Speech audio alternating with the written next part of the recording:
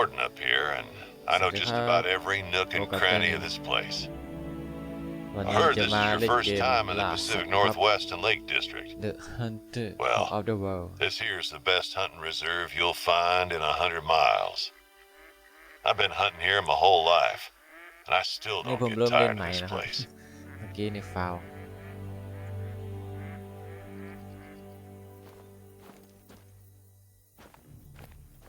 Go ahead, look around. There's a lot to discover around here, not just the big game. Let's see what you can do. Try to find an animal track around here.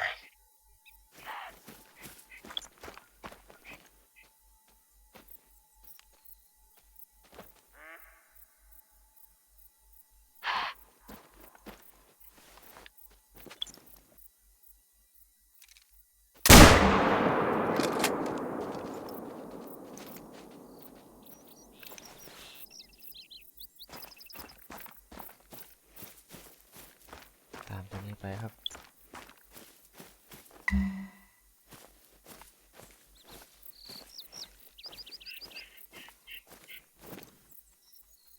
ตายแล้วอ๋อ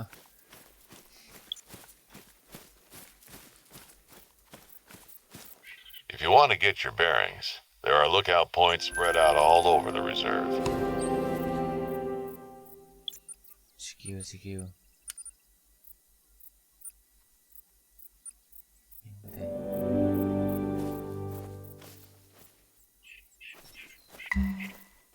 เราได้แล้วหนึ่งตัว ง่ายมากเพราะมันอยู่ทางนี้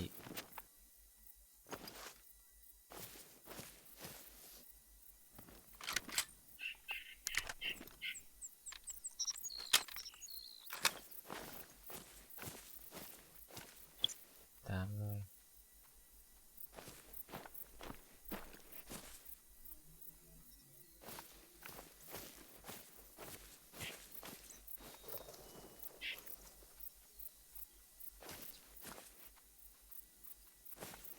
กระต่ายกับตัวเล็ก Use your binoculars to get a closer look.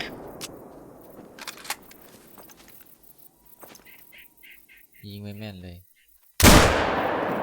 เรียบร้อย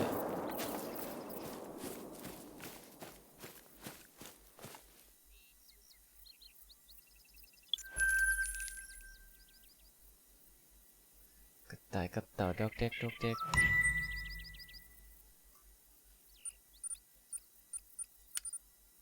ยังไม่ได้ครับ There's no shortage of ways to earn money as a hunter. No shortage of ways to spend it either.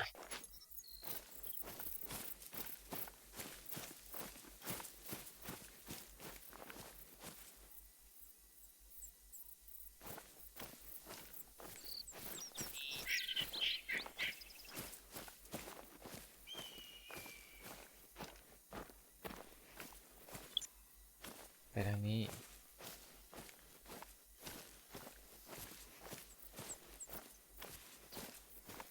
สิ่งขั้น Sounds like Richard's gonna need a helping hand. เราเย็นจะตายก่อนนะ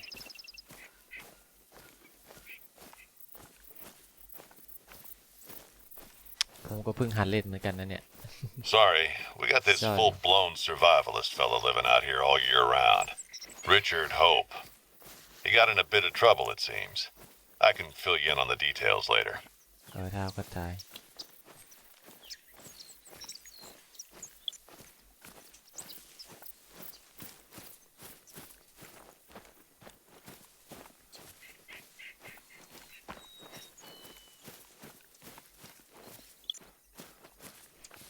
ไม่หลายกี่ตัววะเนี่ย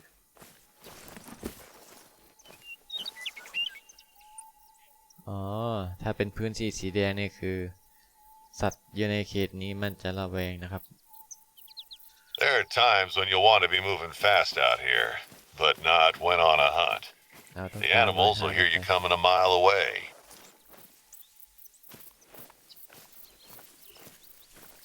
เมื่อกี้ผมกดเล่นใหม่เลย Stay low when you're stalking an animal to avoid being seen.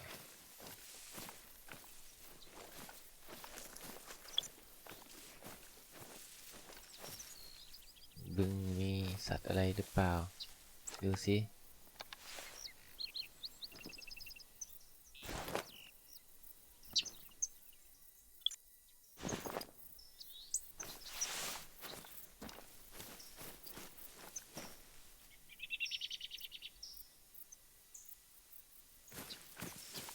โอ้รองเท้าอะไรเนี่ย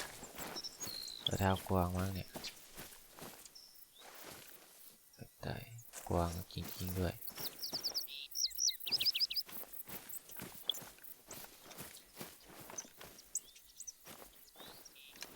ย่องครับได้ยินเสียงมาแล้ว Keep track of where the wind is blowing.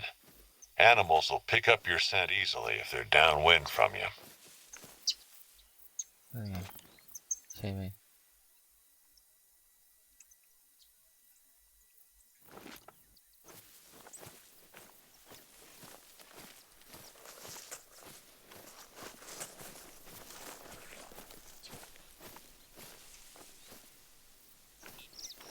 The black-tailed deer are one of the easiest animals in the reserve to hunt. Still, be wary of your noise and the wind direction, as their senses are quite good.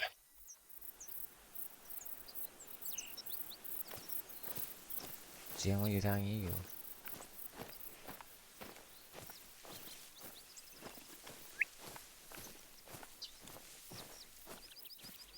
เสียงมันอยู่ทางนี้ตามเสียงไป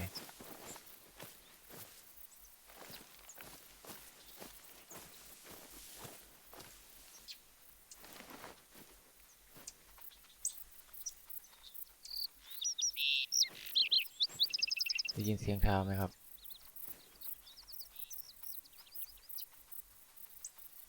แต่ยังไม่เห็นตัวมันนะ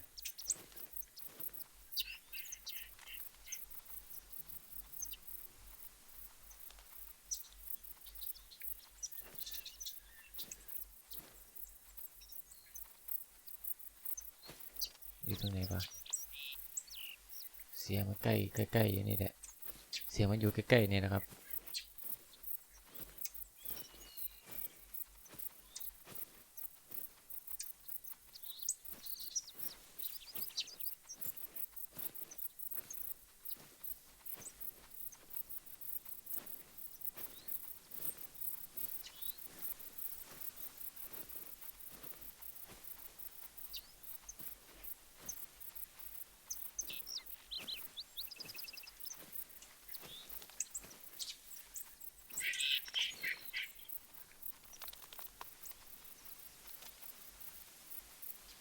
แต่ยังไม่เห็นเลยได้ยินแต่เสียง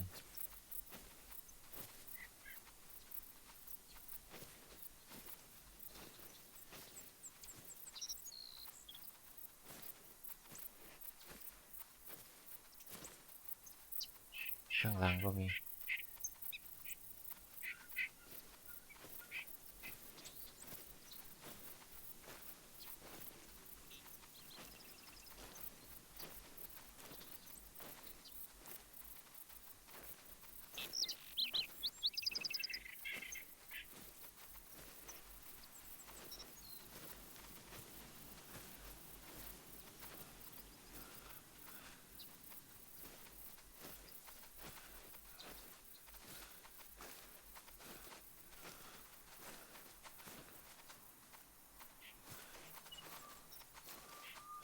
โอ้กระต่ายกับเต่าดอกเด็ก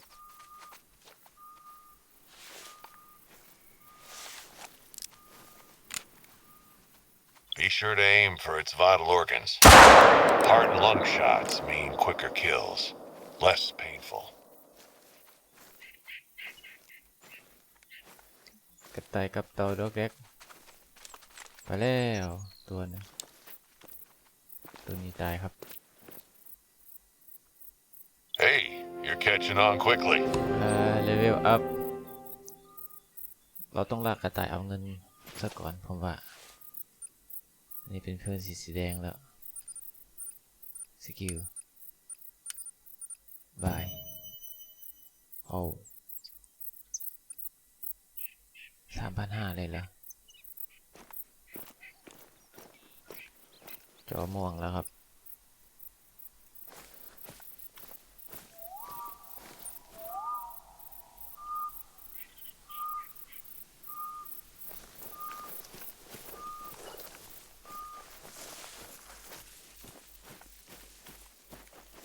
จากพื้นที่นี้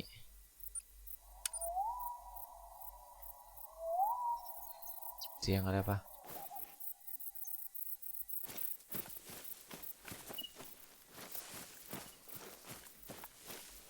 เราต้องออกจากเขตสีม่วง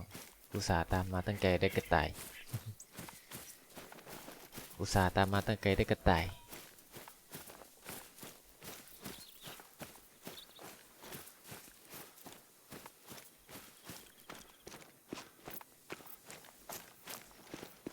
ว่าอยู่เสียงอะไรก็แคกก็แคกก็แคกอุตส่าห์สุ่มตั้งนานกระต่ายนี่เอง Careful. The underbrush can be a bit noisy this time of year. ตอนนี้ผมก็ If an พยายาม animal ออก hears จาก you approaching, you better believe it'll turn tail and run. Or worse. คือรอยเท้าอะไรตามรอยเท้านี่ไปคือพวกรอยเท้าหมี Be careful when hunting black bear. Not only are they unpredictable, but they also make very little sound and leave few tracks. You can sneak up on one without realizing it. Fortunately, they'll probably notice you before you them and will keep their distance.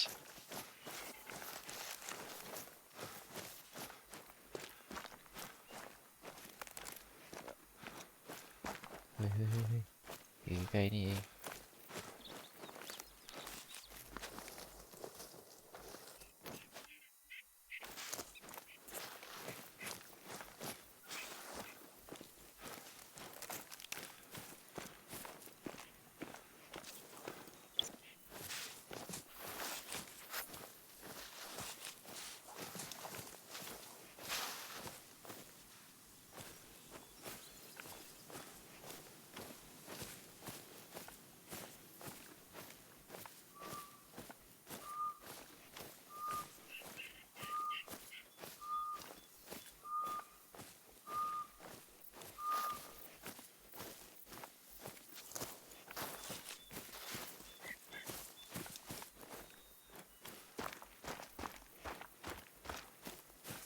มาเจอไอ้นี่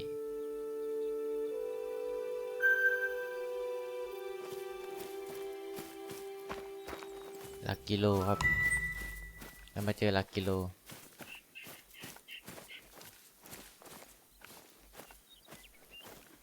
อันนี้รอยเท้ากระต่ายเมื่อกี้เราเจอรอยเท้าหมีบ้านอยู่ในบ้านไปหอคอยดีกว่าปึ๊บ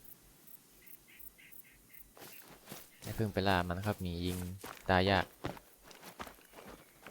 อันนี้กวาง White-tailed deer are often slightly bigger than the blacktail, but they're quicker to flee if they sense danger. ได้ยินเสียงหัวทางนี้ครับ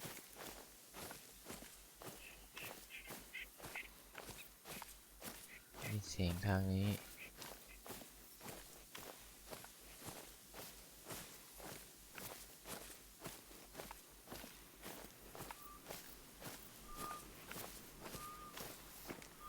ผมจะล่าได้อีกสักตัวไหมเนี่ย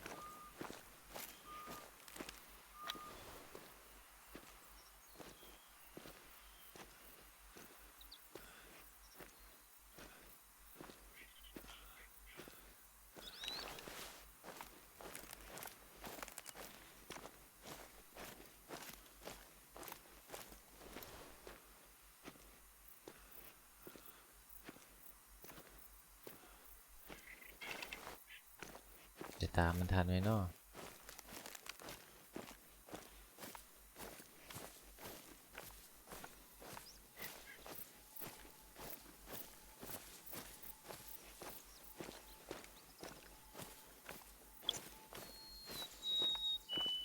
ตามไม่ทันเดี๋ยวผมขึ้นไปหอคอยก่อน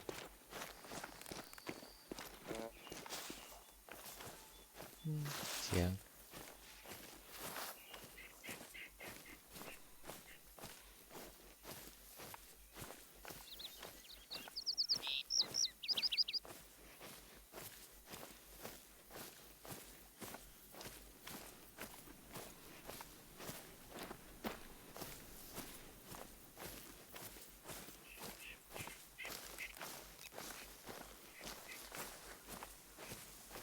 Listen, did you hear that? มันเสียงจะอยู่แถวนี้ Calls are really helpful when locating an animal. รอยเท้าเยอะเลยครับแล้วค่อยตามครับ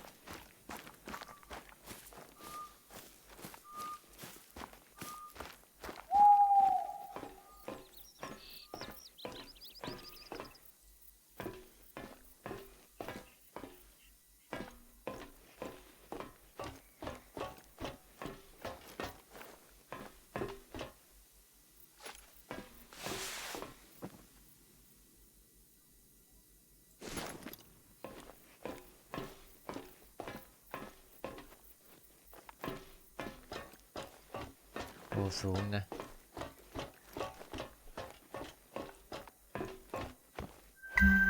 Would you look at that view? Never gets Oh, old, boy. I'm telling you.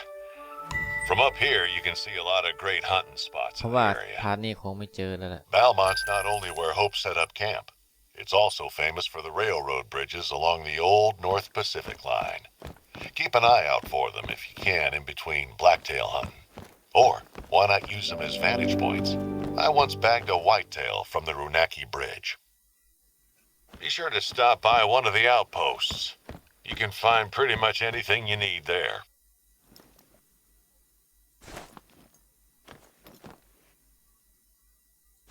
ไม่เห็นอะไรเลย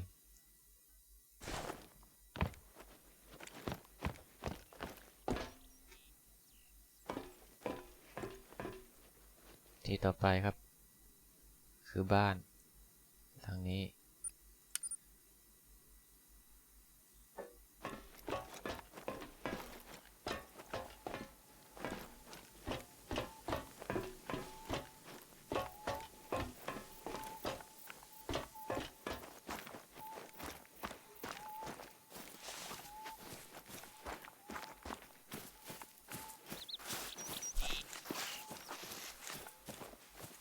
เดินเอาครับเผื่อเจอ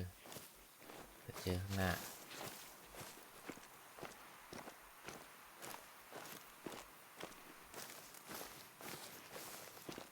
อันนี้รอยเท้ากระต่าย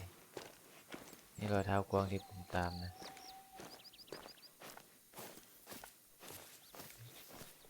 สัญญาณไปทางนี้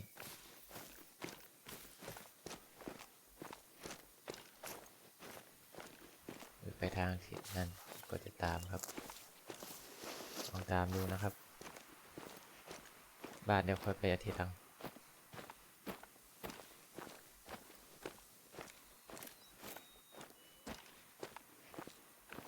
ตามไปดูครับเผื่อเจอไปทางนั้นพอดี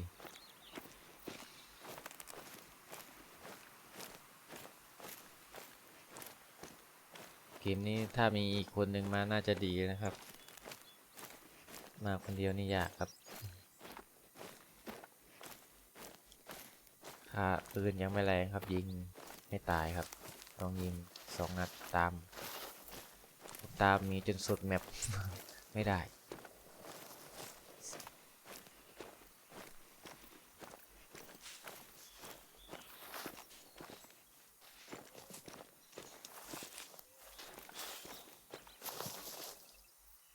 ปีนต้นไม้เลยดิ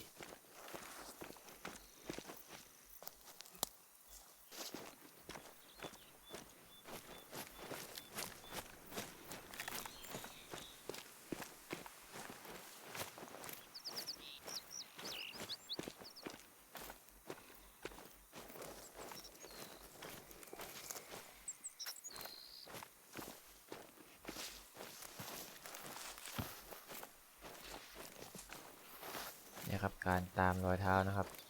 นี่ครับจะบอกที่ว่ามันไปทางนี้นะการอัพสกิลตามรอยเท้าสัตว์ก็คือตัวนี้สกิลซื้อตัวนี้มาเอาสักเลเวล2ก็พอแล้วมั้งแล้วก็ค่อยตัวนี้อันนี้ผมดูมาแต่ใน YouTube นะ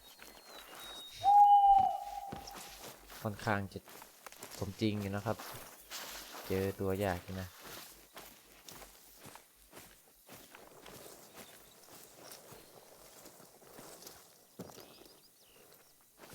รอยเท้าหาย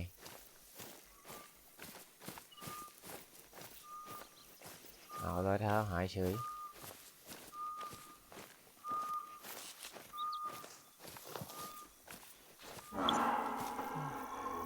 เสียงนี้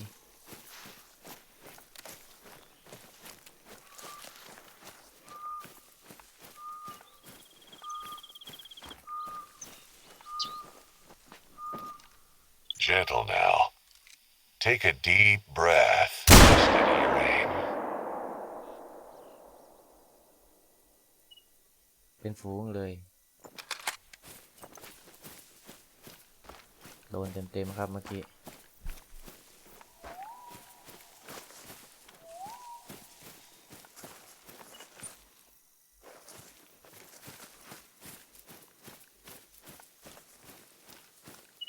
แต่ไม่รู้จะตายไหมปืนไม่แรง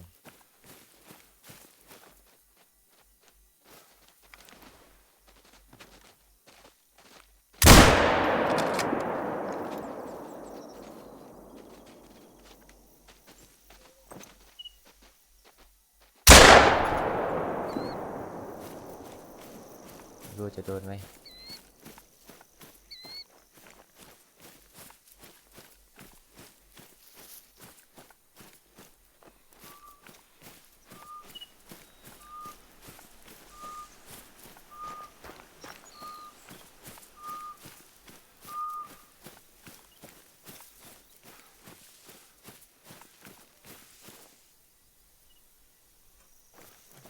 พลาดครับไปบ้านดีกว่าคือพลาดแล้วครับ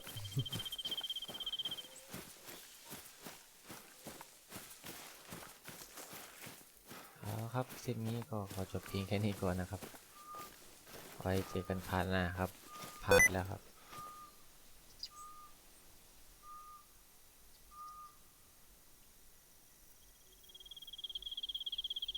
อะไรเนี่ย